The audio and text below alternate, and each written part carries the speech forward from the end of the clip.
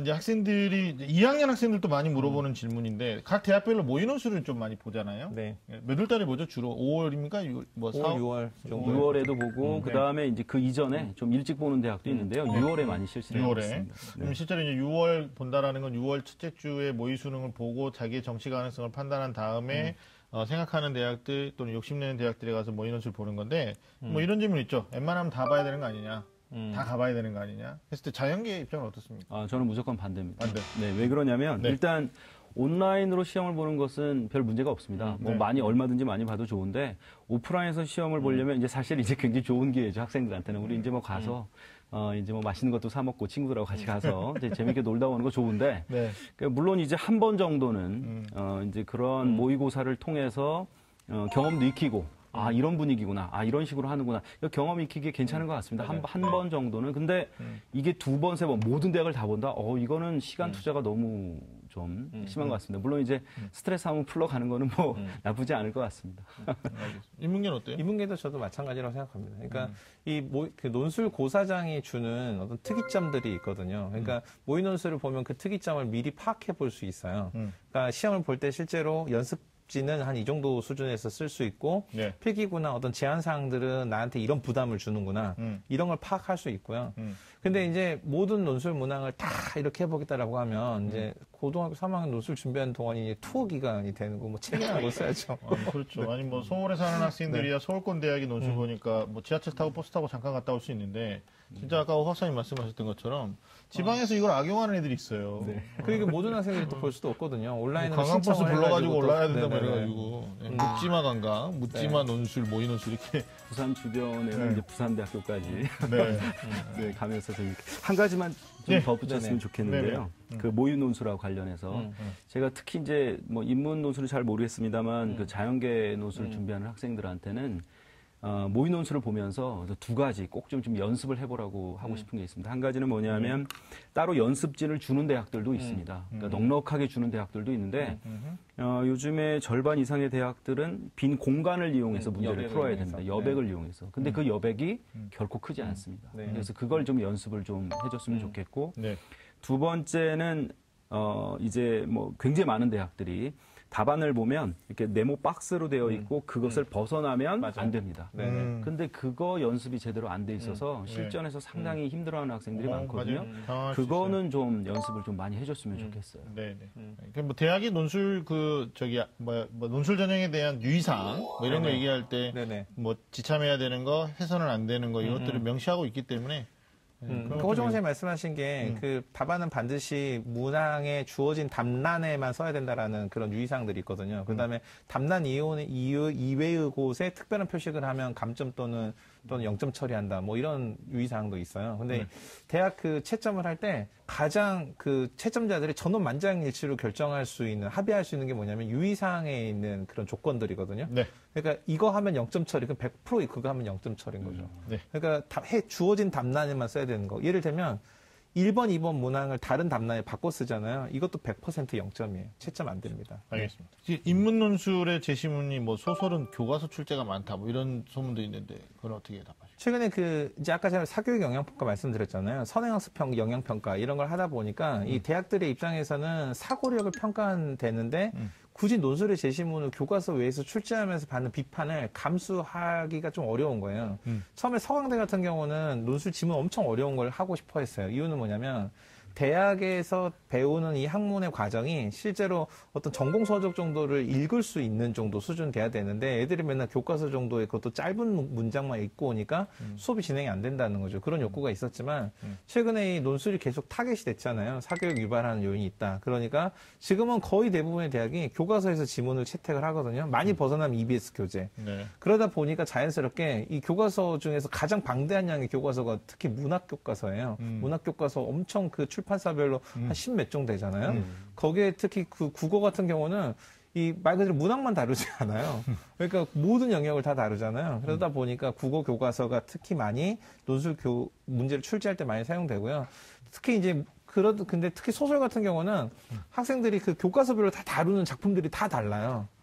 그러다 보니까 굳이 그 밖에서 내려고 하지 않아도 이 안에서 충분히 찾아지니까 그러다 보니까 자연스럽게 교과서에서 이런 문학 작품들이 많이 나오는 빈도가 높다고 이렇게 보여지는 거죠. 교과과정 내에서 출제니까 교과서 출제가 되는 건데. 그게 명분으로 삼기 가장 좋은 거죠. 교과서에서 냈는데 이게 근데 이제 교육과정 아니야, 제시문은 이런. 쉽지만 이제 발문은 좀 어렵게 나오는. 발문을 못 알아듣게 내는 문제는 거의 없어졌어요. 예전에는 못 알아듣게 문제 만들어가지고 교수들도 문제 내놓고 이거 뭐야? 이거 뭐 나도 못 쓰겠다. 네, 뭐 맞아요. 이렇게 그런 얘기 얘기하는 많았어요. 분들이 있었는데 네네. 그래서 저도 이렇게 발문을 이렇게 보면서 이분은 외국에서 공부하고 온 지 얼마 안 됐나 막 이런 분들이 있었어요 정말. 오케이, 알겠습니다. 최근에는 그런 문제는 없어요. 네. 네. 뭐 이런 소문도 있어요. 대한민국에서 가장 어려운 논술고사는 한양대 대논술이다. 왜냐하면 체제가 없는데 뭐 이런 맞아요. 얘기인데 그거 맞나요? 어떻게? 그 한양대 의대 논술이 어렵다라고 하는 것은 네. 사실은 이제 한양대에서 일단 한양대에서 그 수능 등급 컷을 없애면서 네. 의예과가 논술 전형에서 빠졌었습니다. 그렇죠. 그러다가 이제 올해 처음으로 다시 네, 또 맞아요. 이제 들어가게 되는데요. 네. 그래서 일단은 뭐 모의 논술도 봐도 실제로 한양대 그 의예과 모의 논술이 따로 나오지 않았습니다. 근데 이제 왜 그런 얘기를 하느냐? 제가 이제 그 근거를 생각을 해봤더니 일단 첫 번째 의예과들 중에서 의예과 수능 등급 컷은 논술 전형에서 수능 네. 등급 컷이 굉장히 높지 않습니까? 맞아요. 1111 뭐 이렇게 되니까. 그런데 유일하게 한양대 의예과 논술만 수능 등급 컷이 없다. 매력적이죠? 맞죠. 네. 그다음에 이제 두 번째, 110명 전체 모집 정원 중에서 논술로 뽑는 인원이 약 10명 정도가 됩니다. 굉장히 그러면 이제 적게 뽑는 건데 규모에 비해서. 그다음에 마지막 이게 그 같은 논술 전형 1위, 그러니까 논술고사 보는 날이 겹치는 게 사실 이제 상당히 중요한 포인트가 되는데 네. 한양대 그 논술 시험을 보는 날 딱 한 대학밖에 보지 않습니다. 이화여대. 그러니까 예를 들어서 수능 맞아요. 끝나고서 중복일. 네, 중복일. 맞아요. 그렇죠. 그러니까 18, 19일 같은 경우는 굉장히 많은 대학들이 동시에 논술 너무 시험을 많아요. 보기 때문에 좀 이따 우리가 그건 뒤에 중점으로. 네, 그렇죠. 보겠습니다. 네, 그런데 일단 한양대는 그래서 중복되는 것이 없기 때문에 거기로 왕창 모일 것이다. 네. 라는 것 때문에 아마도 네. 그것 때문에 한양대 의대 논술이 아마 굉장히 어렵지 않을까 이렇게 예상을 하시는 그렇죠. 것 같은데 네, 네. 글쎄요, 그거 좀 위험한 발상 아닐까요? 만약에 근데 또 쉽게 내면 변별을 어떻게 하냔 말이에요. 한양대 수리 논술은 쉽지 않습니다. 그러니까 그러니까 일반 이제, 학과 문제도 예. 제가 볼 때는 일반 학과 문제도 의예과 학생들 그 변별하기에 충분한 난이도를 가지고 있습니다. 그러니까요. 그러니까 아마 이제 그런 썰이 뭐 네. 최저를 없는데 최저가 없는 의예과 논술 이러면 완전 대박 찬스거든요. 네. 자, 좀 우리 제작진에서 준 여러 가지 질문들이 있는데 선생님들이 혹시 나 이것만큼은 꼭 한번 체크해봐야 되겠다. 우리 박사님 혹시 있으신가요? 폭문 중에? 네, 거기 팩트 체크에서 네네네. 이런 문제가 있었죠. 네. 서울시립대 이과 논술은 기출 문제 풀이만 잘해도 합격이 보인다라는 네. 질문이 있는데 이걸 네네. 이런 식으로 이제 문제를 바꿔보겠습니다. 네. 사실 굉장히 많은 분들이 기출 문제, 예를 들어서 우리 애가 예를 들어서 한양대를 지원하려고 하니까 한양대 기출 문제만 계속 풀어야 되는 거 아닙니까? 10년치를 다 풀어야 되는 네, 거죠. 그런 식으로 말씀을 하시거든요. 네. 근데 그건 사실은 좀 말이 안 되는 게 물론 그 학교의 기출 문제를 풀어보는 게 굉장히 네. 중요합니다. 특히 최근 거 아니면 올해 모의 논술. 왜냐하면 난이도라든가 아니면 뭐 이제 출제 방식이라든가 이런 것들을 익히기 위해서 그 학교 기출 문제를 풀어보는 것도 좋지만 본격적인 공부는 오히려 다른 대학 문제를 풀어봐야죠. 네. 왜냐하면 한양대학교에서 이번에 만약에 작년에 구분구적본 문제가 출제가 됐다면 네. 또 구분구적본 문제가 나올까요? 그러니까. 오히려 다른 학교 문제를 풀어봐야 다른 주제들을 공부를 하죠. 그렇죠. 그래서 골고루 네. 거의 모든 대학들이 기출문제. 제가 아까 잠깐 말씀드렸던 것처럼 이 논술 문제가 교수님들이 아주 굉장히 열심히 특히 수리 논술 문제 같은 경우는 굉장히 디자인을 굉장히 잘해놓은 문제예요. 과학 논술 제가 지금 말할 기회가 없어서 아직 말씀을 못 드렸는데 과학 논술도 아주 상당히 디자인을 잘해놓은 것이기 때문에 네.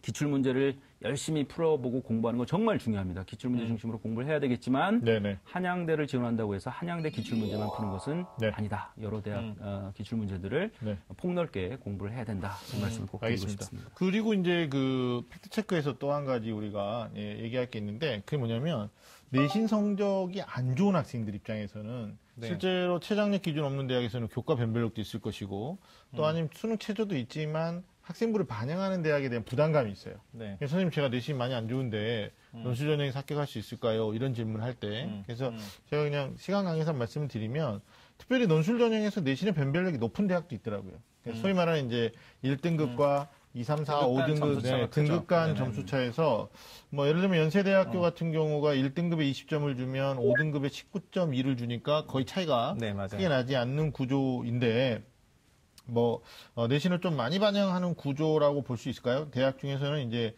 경기대 같은 경우가 1등급에 14점을 주면 5등급에는 12.12를 주는 이런 구조도 있거든요. 네네. 그러니까 아마 내신 성적이 좀 안 좋은 친구들은 막무가내로 그냥 쓰지 마시고 대학의 극간 점수 그리고 그게 실질적으로 어떻게 반영되는지에 대한 비율 체크를 좀 하신 다음에 갔으면 좋겠고요.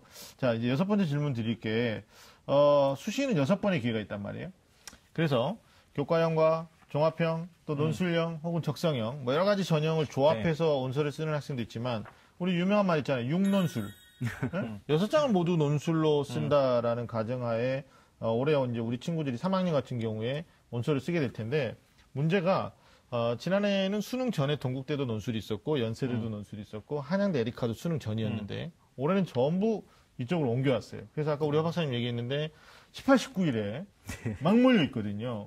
그럼 이제 이게 지금 뭐 전략에 어떤 변수들이 있을 것인가에 대해서 한번 고민해 볼 필요가 있을 것 같아요. 6논술을 쓰고 싶어도 이제 못 쓰는 거죠. 그렇기 때문에 몰려 있으니까. 몰려 있어서. 네. 아니요. 못 쓰지는 않을 것 같고. 그래서 나온 말이 이제 저는 어떻게 코칭을 하냐면, 논술 일자 동시 지원.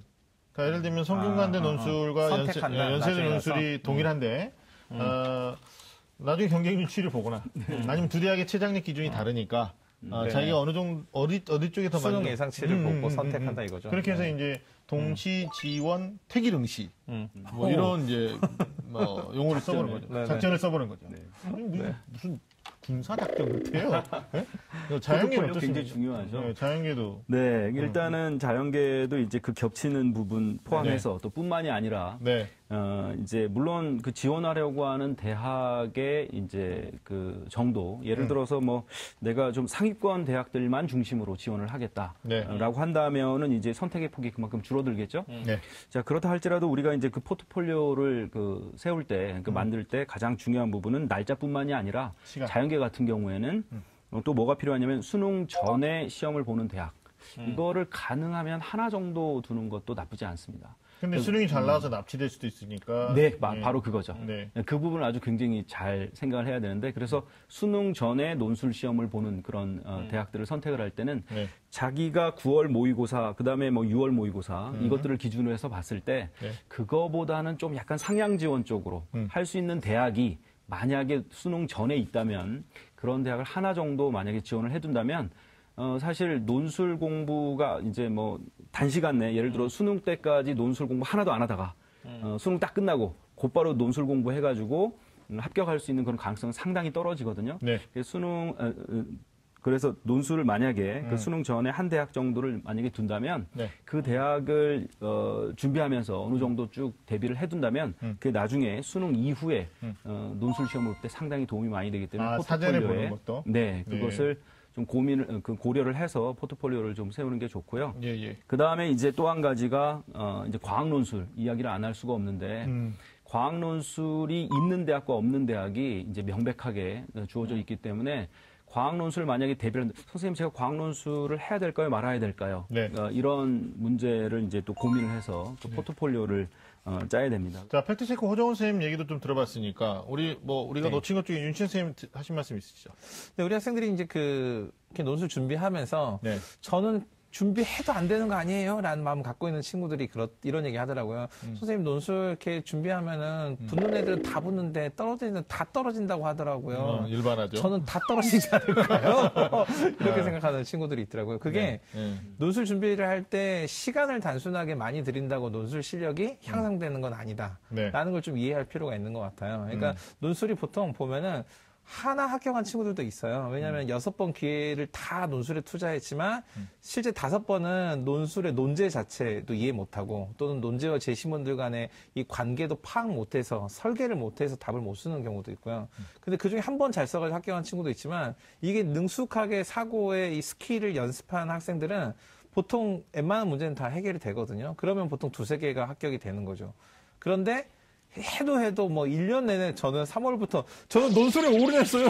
뭐 이랬는데 네, 다 떨어진 친구들을 보면은 기출 문제만 막 열심히 보고 네. 논술에 나올 법하다고 하는 문제만 막 보면서 모든 논술 답안을 내가 다 외워가리 이렇게 생각하면은 결국 아까 호정호 선생님 말씀하셨는데 기출 문제는 다시는 안 나오는 문제다 이렇게 생각해도 되거든요. 네. 네. 사실 또 인문계 논술은 뭐 붙는 애들이 다 붙는다라고 말할 수도 없는 게 상위권 대학에서는 붙었는데 좀 안전하게 썼던 대학에서는 불합격하는 맞아요. 네. 경우들도 있잖아요. 제가 가르쳤던 학생 중에서도 뭐 다른 데 뭐 서강대, 한양대, 뭐 성대 다 떨어지고 딱 두 개가 붙었어요, 이 친구가. 네. 6논술을 썼는데 이 친구는 연대랑 숙대가 붙었거든요. 야, 그러니까 중간 빼고 중간 끝과 빼고 끝이네. 끝과 끝. 그게 이유가 있었는데 숙대는 그때 어떻게 시험을 보는 거냐면 수능 이후에 원서 접수를 하는 대학이었어요. 아, 그런 적이 시절이 있었어요. 있었어요. 네네네. 그래서 수능이 망했고 그다음에 수능이 망하고 나서 논술을 엄청 잘 봐야 된다는 부담감 때문에 이 논술 수능 직후에 봤던 대학들은 부담감 때문에 못 봤고요. 네. 처음에 놀러 갔다 올게요 하고 봤던 연대.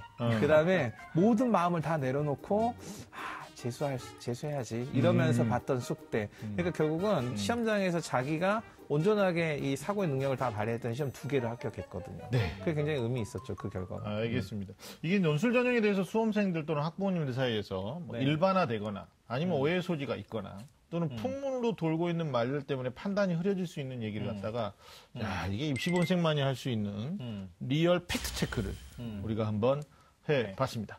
자, 여러분은 지금 좀 많은 쌤들의 리얼 입시토크 입시본색과 함께하고 계십니다.